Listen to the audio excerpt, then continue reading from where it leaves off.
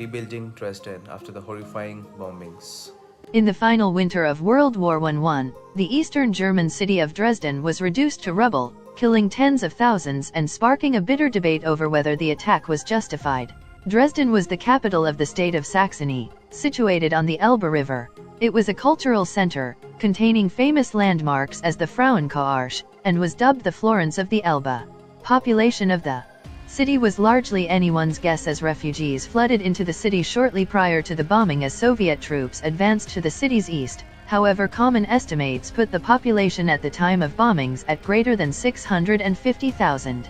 Early in 1945, Allied commanders gathered to plan Thunderclap, a new plan to strategically bomb Germany, particularly to aid the advance of Soviet troops. They argued that carpet bombing of large cities in eastern Germany would allow Soviet troops to exploit the confusion that would ensue, hampering movement of German troops from west of the target cities. The bombing of Dresden started during the night of 13 to 14 February when 796 British Lancaster and 9 Mosquito aircraft were displaced and dropped 1,478 tons of high explosive and 1,182 tons of incendiary bombs on the first bombing run and 800 tons of bombs on the second run.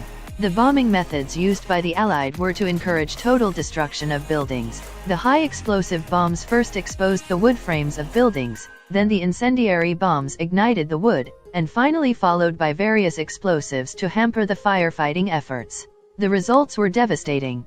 24,866 out of 28,410 houses in the inner city of Dresden were destroyed, many of them schools, hospitals, and churches. Estimates of deaths range from 25,000 to more than 60,000. The official German report stated 25,000 estimated, with 21,271 registered burials. Once World War II ended, the Dresden survivors began the daunting task of cleaning and rebuilding their city. The volunteers spent years clearing the rubble by hand and carting it away.